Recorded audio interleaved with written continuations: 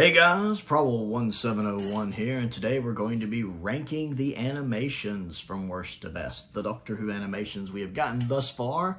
We are making good progress, and it's nice to have the news that we know more animations are coming. It's very exciting. I think a lot of us are curious to know which ones we're going to get next in the near future. And of course, we all have the ones we know we want, all of them.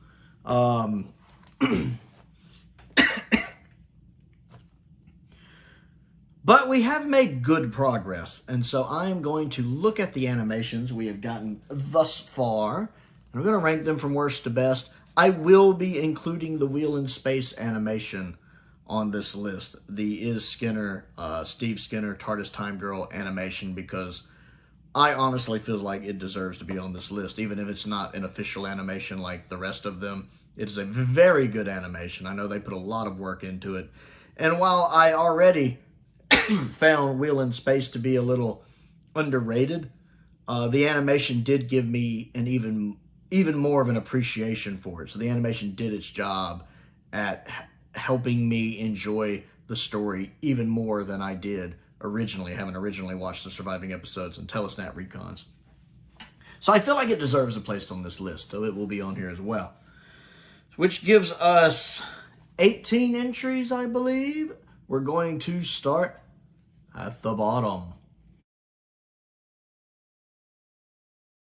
And the bottom entry on this list is probably not a surprise to anyone who is familiar with my channel and has watched it regularly. Most of you know I do not like the Fury from the Deep animation. I am not a fan of it. I don't care for the Scooby-Doo art style.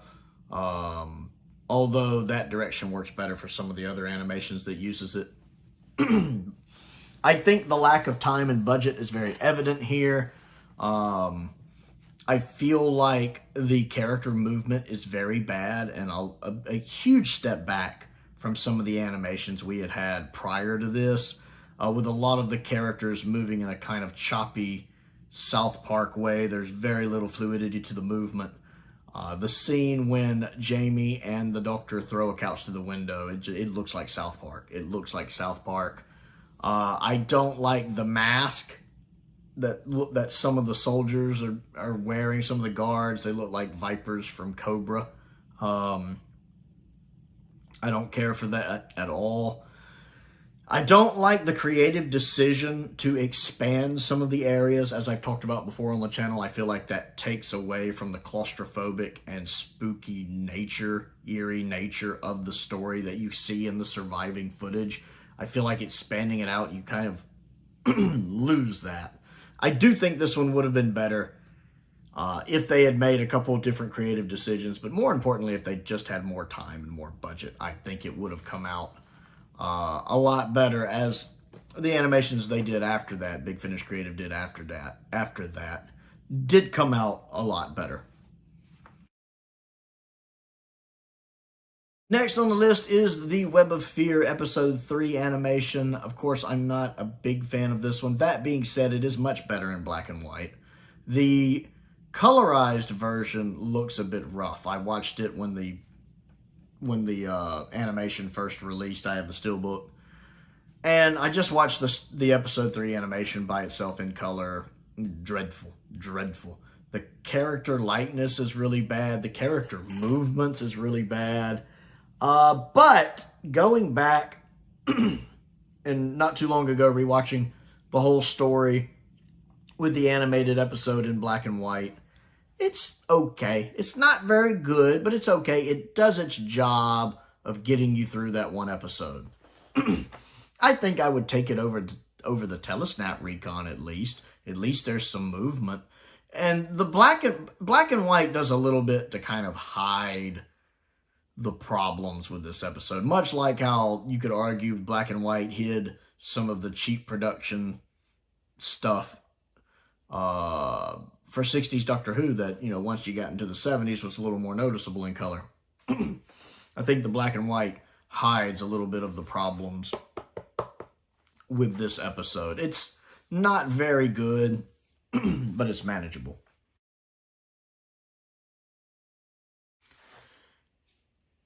Next on the list, and this is a big step up. We're now moving into ones that are fine. Those are really the only two bad ones for me. The rest of them are fine. Next, we move into the Ice Warriors, which is fine. The Ice Warriors is really the only pre-Power story that has an animation style kind of similar to what we get now.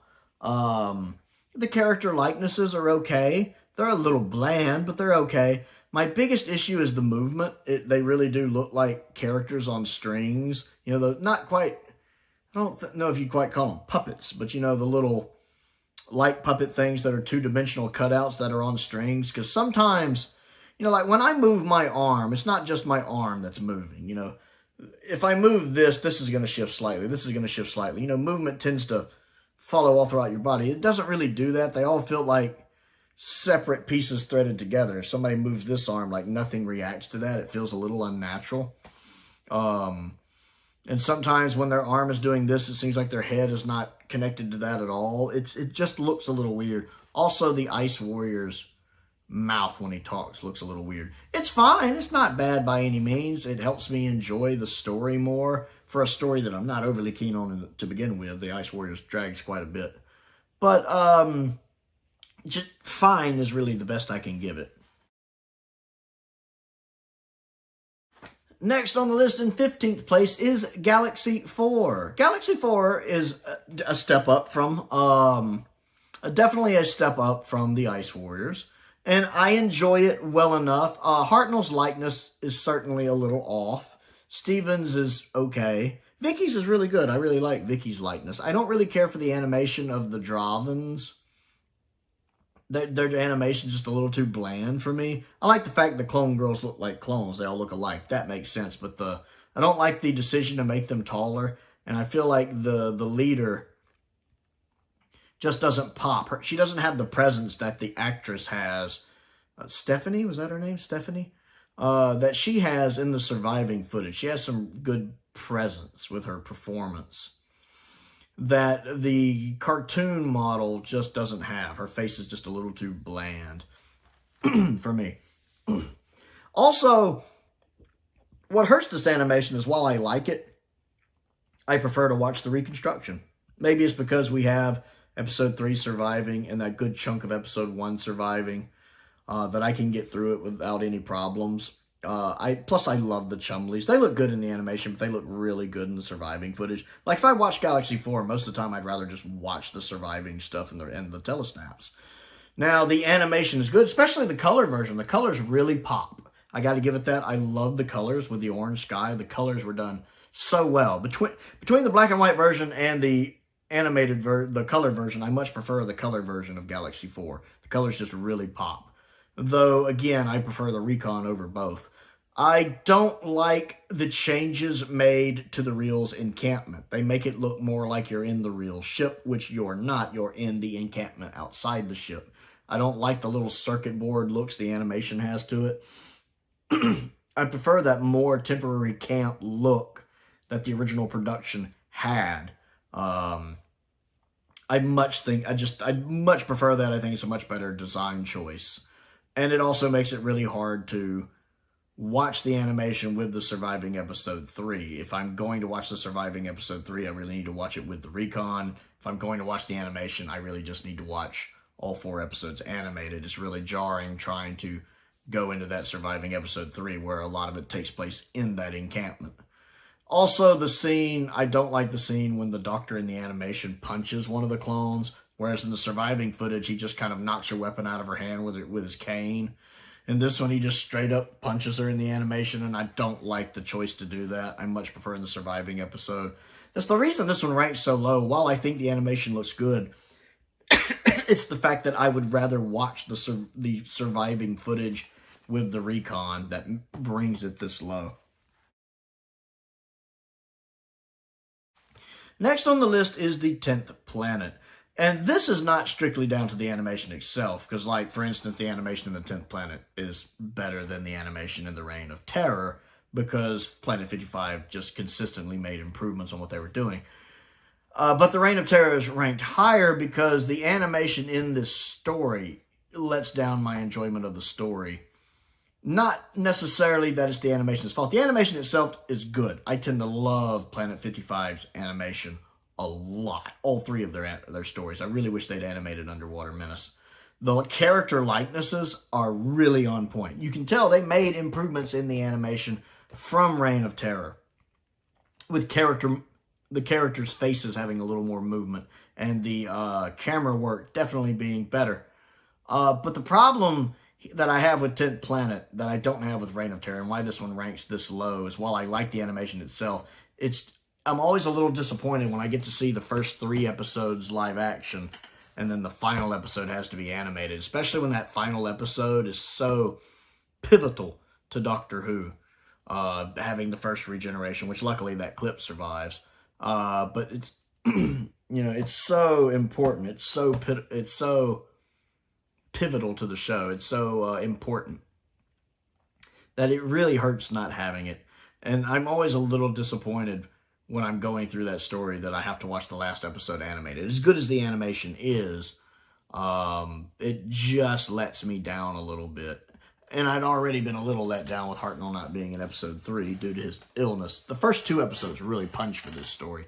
But I am trying to rank them by my enjoyment of the story, not just on how good the animation itself is, or else 10th Planet would be higher. But the 10th Planet is one of my least favorite stories that are at least partially animated to go back to, because it's always a little disappointing that final episode. I have to watch it with an animation, despite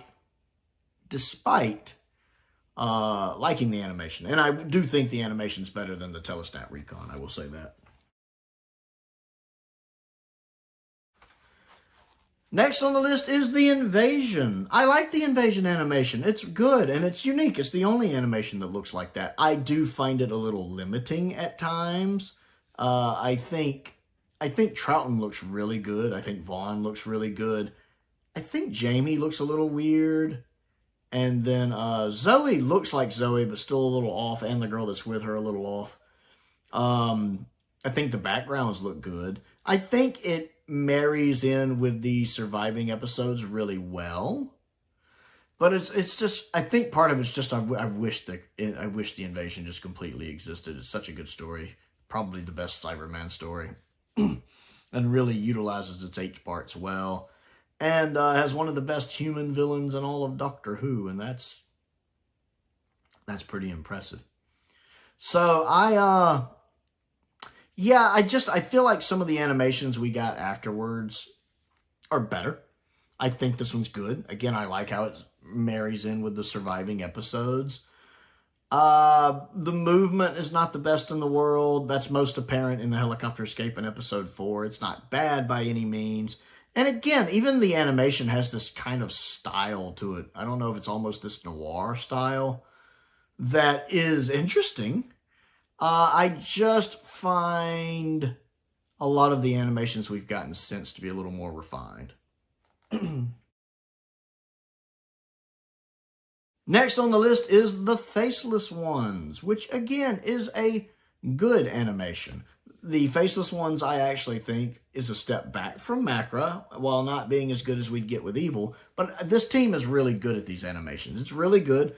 The movement, the fluidity of movement is not as good as Macroterra's or as Evil's, but it's still solid. It's not 100%, but I'd give it a solid B. It does have points where you notice it's not as good as Macro's, like that fight in the car park at one point, which looks a little awkward. Troughton looks a little off, like his head's a little oddly shaped. It doesn't look quite right, but Fraser looks pretty good. He's got a bit of a nose in it. It's okay, though. Polly looks really good. Ben looks all right, and Polly looks really good with their models. And then the other girl, Sarah, is that her name? That's with Jamie a lot. The same actress who plays Queen Victoria in Tooth and Claw. Her model looks pretty good. I don't like the fact that they gave the Faceless Ones sort of faces. Like when they're in their natural state, they still have kind of a face. I don't like that as much. I preferred their original design. But maybe that original design wouldn't have come across well in animation. I don't know. I do love the fact that the animation matches the surviving episodes really well. That they did try to make sure that you could watch the animation with the surviving episodes. It's not jarring at all. You can watch the surviving episodes 1 and 3 with the animations interchangeably just fine, especially the black and white animation, just fine. So I like the fact that the animation went out of its way to match the backgrounds and scenery and rooms from the surviving footage, and then waiting till later in the story to kind of expand on that, like the alien spaceship, where you don't have any surviving episodes, to kind of make it bigger and better. That's a very clever way to do that. Next on the list is The Savages, and I enjoyed The Savages. Now, I have only watched the black and white version, but I've seen, of course, the trailer in color, and I've seen a couple clips on YouTube in color. I like The Savages. I feel like the fluidity of movement is there to a degree I like. I feel like the characters move in a natural way, which is an improvement. Character likeness for Steven and Dodo look really good. Hartnell's a little off, but not as bad as I thought just after the initial trailer. It's still not great, but it's fine. And then the guest characters look fine. Especially the old man who leads the tribe. He looks much better than the actual regular version. I do find the animation much easier to watch than the reconstruction. I have watched the Telesnap reconstruction. Not a big fan of it. It's just kind of... The animation really made me appreciate the story more, being the final classic Doctor Who story I needed to watch. And then the backgrounds look good. I especially liked the way they did the grayscaling, the way they did the black and white here. It looks like it has effort put into it to look kind of retro black and white and not look like a new production that was just flip a switch and it's in black and white. I don't really know how to explain it, but it has an old school black and white feel to it, which I appreciate. So this one, yeah, I liked the animation better than I thought I was going to. And I think that's a pretty high praise, maybe. I don't know.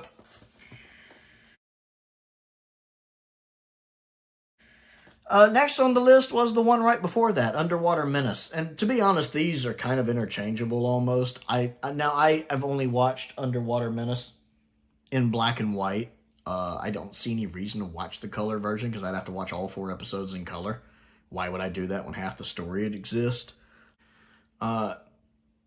And to be honest, I've only watched the animated episodes 1 through 4, because again, half the story exists. I see no reason to ever watch the animated episodes 2 and 3, unless it was like for a YouTube video on the channel. I watched the color version just for that, maybe. But I liked the animation for episodes 1 and 4, despite some of the liberties that they take with some of the character designs, though I didn't find them as jarring as I thought I would, going from the animation to the live action back to the animation. It's like my mind knows their differences, but they don't really bother me like I expected they might.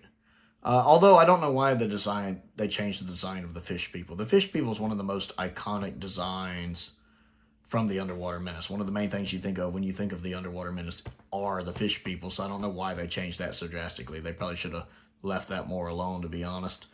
And then I enjoyed the story. I think this is one of those stories where if you go in knowing it's not Genesis of the Daleks or Caves of Androzani or Blink or something like that, you can enjoy it for what it is. And it's a nice, fun, filler, B, C tier story. Next on the list is the Abominable... No, wait a minute. No, it isn't.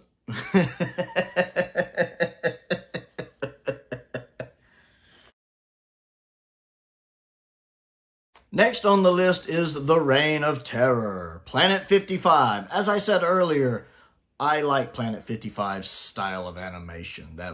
What's it? Rotoscoping? Is that what they call it? Whatever it is they do there looks so good. I like the character movement. I love the character likenesses. Now, technically, the 10th Planet animation is a step up over The Reign of Terrors. The Reign of Terrors looks good. Yes, there's some editing there, especially that one clip in like episode 5, I think, that everyone always uses for an example, with that scene with Barbara talking to the guy and Susan with the blanket around her, where it's cutting back and forth. The whole 2 episodes aren't like that, not to that degree. But it does. There is some weird camera angles at times, and some zoom shots that's not in the, of course, live action footage. And then the character likenesses look good, but they're not as expressive as they would be in later productions. But I feel like the animations blend in really well. And the fact that I love The Reign of Terror as much as I do, I'm a huge fan of that story. Arguably my favorite story from season 1. It's really tough sometimes between it and Keys of Marinus. But I even prefer The Reign of Terror over the Aztecs, while also liking the Aztecs. And I think if I had to go through 2 episodes as a recon, I might not be as fond of it as I am. So the animation does a good job of filling the episodes 4 and 5 gaps that it needs to. And not being overly jarring. I don't mind switching to the animation and then... Matter of fact, the hardest parts, it does take a little second for me to switch from the animation back to the final surviving episode 6. I adjust very quickly. But there is a moment where I've gotten so used to the animation. That's kind of funny, actually. But I like it. I still am able to enjoy the story. I like the style of the animation, and I feel like the animation does its job of what the animations were meant to do at that time, which was fill holes. Fill holes so you can watch and get a complete viewing experience of the story, and it accomplishes that very well. Next on the list is the Abominable Snowman. I like this one a lot, more than I thought I would. This was probably the best one Big Finish Creative put out. I feel like they'd really gotten better at it. The characters move much better. I like the set pieces. The background art looks really good. The characters are still a little more stylized than I like, but they move a lot better. They definitely made they made a decision to redesign the guest cast to look more appropriate, which I agree with. I think they went a little too far with it, giving them scars and glasses and beards, where the original versions of those characters didn't have that, which does make watching the surviving episode 2 difficult with the animation. Doable, but difficult. It's a little jarring. So I wished, while still understanding why they wanted to make the guest characters look far more appropriate instead of course, having a white person playing a non-white character. And I agree with that. I wish they hadn't gone to quite the extremes to change, like them having glasses and scars and different hairdos and stuff like that. The story is great. I like the Abominable Snowman story. I like the great intelligence and the kind of duality between the intelligence and the guest, the old priest that it's possessing. The actor who does the voice of them does a good job, so you know which character is speaking. The final confrontation between the Doctor and the Great Intelligence is done really well in the animation. Probably better than the original version could have done. I really like it. The black and white and the color version are both good, but I actually think I prefer the color version here. Something about it just pops really well. And there's even some nice moments of humor in this one. And Jamie and Victoria get some stuff to do in here as well. It just comes together really well, and I feel like the animation did a really good job of getting that across. Although at the end, when they spot the actual real Yeti, I wish it had looked just like one of the robot Yetis instead of looking different. I don't know, I just love that original Yeti design. They just look adorable. So I wish the actual Yeti they saw had just been a little shy, like poking around a corner, and looked like the robot ones and then taken off because he was spooked easy. That's how I would have done that.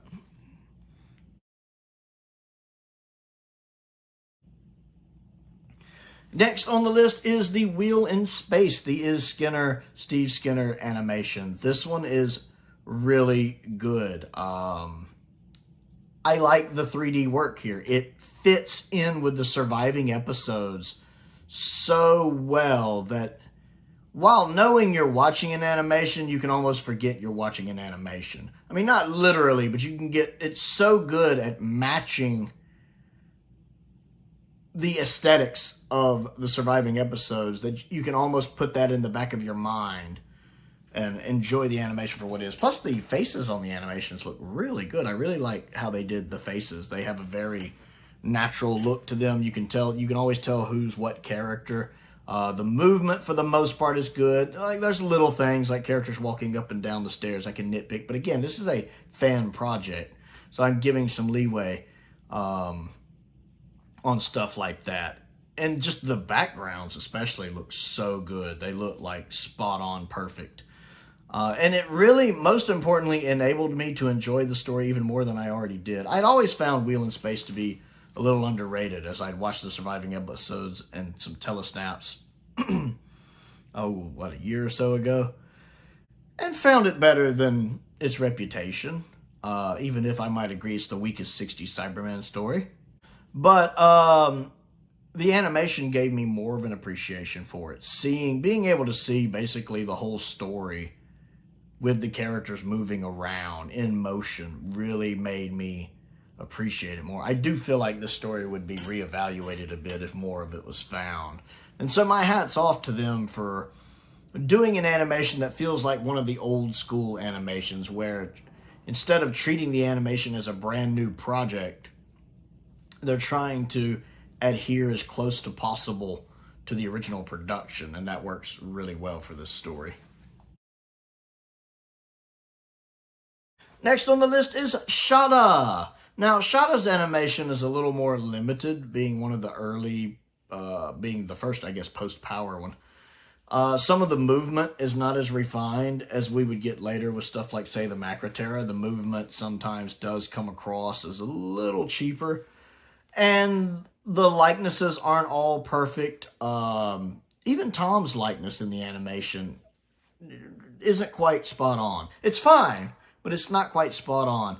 Now, young Parsons, his animation looks good. Romana looks okay. K9 looks great. And Skagroth, or whatever his name is, the villain. Skagra? Whatever his name is. His animation looks really good. The other girl, Chris, is that her name? Her animation's okay. The backgrounds look great. I enjoy it. The way it mixes the animation with the surviving footage is really well. It's done really well. It's never jarring. I never find the transitions from live action animation and vice versa jarring, ever. That very first transition's done really well with it panning up to the sky and panning back down, and that's a great kind of dynamic shot it does. I really like it, and it enabled me to enjoy the story. I'd never watched another version of Shada, and because of this, I basically got a brand new Tom Baker story, and that's amazing. And I like Shada. I like Douglas Adams and Douglas Adams' sense of humor, so that works for me. The fact that the location work was the original film elements, so it looks gorgeous in true HD, looks really nice. And of course, the final shot when we actually got Tom Baker to come back and film that last, couple minutes is just, it's such a happy fan. I wish it was longer. It's such a happy fan moment for me. And then having it in its episodic form on the season 17 box set, it's such a joy to go back and rewatch. That's why it ranks so high. And the colors really pop on it too. I really like how the colors really pop on it. Number 5 on the list, surprisingly to me, is the Celestial Toymaker. Now, the actual animation for the Celestial Toymaker wouldn't work very well for most stories, with the only other one being possibly the Mind Robber, if that one was missing. But the animation used in the Celestial Toymaker works really well for the surreal fantasy nature of this story. This very out of their dimension in this world of games, where you can easily imagine the laws of physics and the laws of reality not applying the same way they would here. I have no trouble believing that when they were transported into this world that they physically changed to look like they do in the animation instead of what happened in the surviving episode. I can believe that. And that animation style works. I love the creative liberties they take to make the games more interesting. The cards looking like playing cards and moving at different frame rates. The toys looking like toys, like the toy soldier looking like an old toy soldier. The bit when Steven has to walk the obstacle course, it looks more outlandish. And the booth being a car and adding in the honks. The clowns looking like clown dolls. I like that. I like all of that kind of stuff that they did in there. The little bit between that little clip between the dancing thing where there's just this little montage of stuff happening is really neat. The toy maker growing and shrinking, coming out of the TV. All of these little things just add to the fantasy element of this story and make it a lot better, in my opinion. It has its faults, like the confrontation the first Doctor has with the toy maker in episode 4, when he's telling him to make his last move. Make your last move, Doctor. Make your last move. Oh, no, I mustn't. You nearly had me there. That interaction is better in the surviving episode. Because it's very personal. It's the camera's cutting between close-ups of these two characters, and it feels very personal, and it's a great performance from Michael Gough and William Hartnell. Whereas in the animation, this is done kind of far away, and you don't get the full impact of it. So there are episode 4 does let down a little bit in that, but it's still neat, the liberties it takes, and that style of animation fits this fantasy story well, whereas it wouldn't probably any of the other missing episodes. Next on the list is Evil of the Daleks. Again, the same team, of course, that did Faceless Ones and Macroterra. I find this to be an improvement over Faceless Ones. Not quite as good as Macroterra. Troughton looks really good for the most part. It's a little off when he's at a 45-degree angle, but not enough for me to really hold it against it. Jamie looks good. I really like the art for Victoria here. It's much better than Fury was. And the guest cast look good, even if the professor guy is not 100% accurate. The guy who wants to do the alchemy thing, he looks a little more regal in this, in the animation, whereas in the original, I like how wild his hair was. He just had this like wild hair, like kind of this dark brown hair, and I wish they could have pulled that off in the animation. And in the animation, he never smokes his cigar. He very seldom even puts it in his mouth. And I get why, they're inserting the modern day policy about smoking in there. But I don't know. He's smoking it in the original surviving episode too, so I wish he smoked it a little more often, just to be accurate. And plus, it's a good story. The black and white version meshes well with the surviving episode 2, which is phenomenal. And then the colored version really pops. The first 5 episodes, I think I prefer in black and white. And the final 2 episodes really pop in color. Once they get on Scarrow, the colors really pop on it. The red outside with the ashes falling. The blue interior of the Emperor Dalek's chamber. Really pops and really does a good job of bringing what is almost a completely missing story with only 1 out of 7 parts existing. It really brings it to life, I think, and makes it a more pleasant viewing experience. Plus, there's a nice fluidity to the movement there. Not as good as Macroterra, but still really well executed. And next on the list is Power of the Daleks. I love this story. One of the reasons it ranks so high is because I do love this story. One of the best post-regeneration stories, one of the best Dalek stories.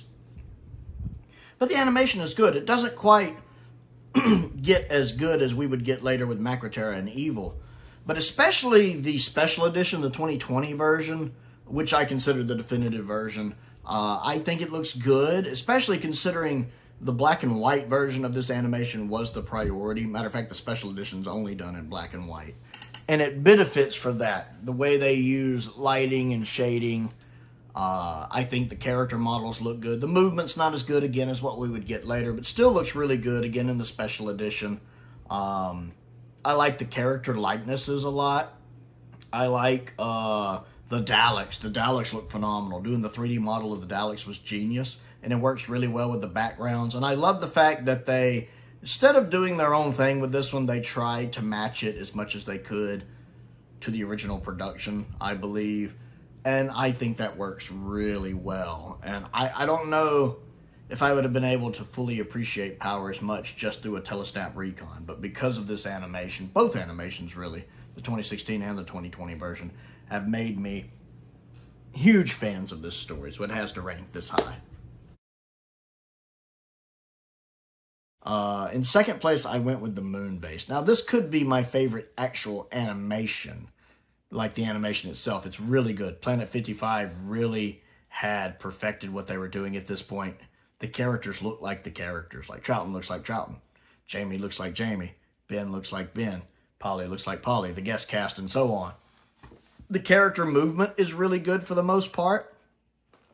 They're very expressive. They're doing a lot with their facial expressions and their body movement. There's no trouble whatsoever switching between live action and animation here. And that's really impressive considering you go from animation to live action to animation to live action. It's never jarring. I think they take a couple liberties making the Cybermen look a little creepier and scarier. There's some creepy shots of the Cybermen in the animation. But they're shots that you feel like could have been done in the original version. You don't know if they were done in the original version. But the way they do them, I could have seen them being done like that in the original version. So they don't feel out of place. They feel like that could have been how they were done. Like, well, we looked at the camera script and it said, and that could have been the case. And it makes the Moonbase a very enjoyable story with the animation, being arguably the best 60s Cyberman story between it and Invasion. It's really hard to pick between those. And I feel like this is easily the best of the pre-Power animations. Just the movement, the style, how well it matches the surviving footage, and the likenesses are all spot on. Number one on the list, just edging it out, and I'll get to why, is the Macroterra. The Macroterra animation, easily the best post-Power animation we've gotten. For so many reasons. First off, the fluidity of movement. I've talked about this before on this story. The fluidity of movement is perfect here. It's never looked better in animation. Not only are they moving in a very fluid motion, but it's a very believable one. Like, they're moving like people. Everything feels connected in how they're moving.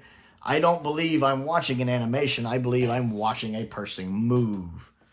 And the facial expressions, how their face moves when they're talking, when they're reacting, and how their face moves in relation to their body movements, match perfectly. I really wish they'd bring Sun and Moon Studios back. You know, I watched some of the conversations, like, you know, when Troughton is talking to another character, how Troughton is reacting in the conversation, how the other character is reacting in the conversation, be it the pilot or the guy with the beard who's trying to warn them. I just love watching how expressive characters are in this. You can see when they're thinking, when they're plotting, when they're scheming, what they're up to. You can read their minds by what they're doing in the animation. And that's done really, really well. I love the black and white and the color version of this. They're different viewing experiences, but I don't think one is better than the other. They do a really good job in the animation of communicating this very dystopian, just very Orwellian society. And it kind of gives you this creepy vibe. Like sometimes when the controller is on screen, the shot of just the face on the screen is done in this kind of creepy way where you just know something's wrong. And that's a really good job with the animation and the camera work for the animation. I love the creative liberties taken. I like the fact they didn't try to stick to the original production, which we know famously wasn't the best in the world. The original macro props not being the best in the world. The fact they did their own thing with it, I actually like the expanded sets here. It works really well for this story. I like the macro being more movable, more believable, more creepy. You know, just seeing their eyes poke out of the darkness like that is chilling. The cliffhangers really pop because of it. I like Jamie not finding the one guy's body, but instead just finding his goggles and his body being gone. I really enjoy that. I think the reason why Macroterra just edges out the Moonbase is the Macroterra is the only animation where I feel like if the original episodes are ever found, be partly or completely, I would be disappointed. I feel like the surviving episodes, or the original episodes, if they were ever found, wouldn't be able to live up to how good the animation is. Then this is the only case where that is the case. You know, any other animation, if it was announced, hey, we found the Savages, Underwater Menace, you know, Power of the Daleks, I would be super excited. Whereas if it was the Macroterra, you know, I'd hear, they found some missing Doctor Who, they'd be like, it's the Macroterra. There's a part of me that would be disappointed. Don't get me wrong, I'd still love to have them, because I'd still love to watch them, because it's Troughton, I love Troughton. I would definitely still buy it. But there would be that part of me that'd be like, oh, the Macroterra, You know, I'd rather get something like the Space Pirates. You know, the Macroterra is the one story where, even if the original episodes were ever found, I could see myself going back to the animation more than the original episodes, because I just think the animation improves on that story. And I think because of the animation, the story has a better reputation. I actually think people have a higher appreciation for the Macroterra because the animation is so good. It's just, it is the only story where I'm just like, you know what? I think I'll like the animation over the original episodes, even if I could watch them. And because of that, I kind of have to put it at number 1, just slightly above the Moonbase. So that's how I would rank the animations. I want to know what you think of this list, so comment down below and let's talk about it. Don't forget to click the like button and the subscribe button as well. I also have a Patreon if you would like to support me on that. There is a link to that down there. I have a P.O. box down there as well. If there's anything you'd like to send me to look at and review, I would absolutely love to get... I'd love to get a physical copy of Chimes of Midnight or that new Planet Crinoid. I really want to listen to Planet Crinoid. Or some more of these collection sets, the standard sets. I'd love to get some more of those. Simon and Colin have been really nice about sending those. And then I have a link to my Amazon wish list down there and my Amazon UK wish list down there as well. Check those out. I want to give a shout out to some of my top tier patrons, Colin Coney, Sam Venning, Unknown289, and Finn Perkins. I appreciate their support, as I do the support of all of my patrons. It's very much appreciated. Most importantly, thank you for watching.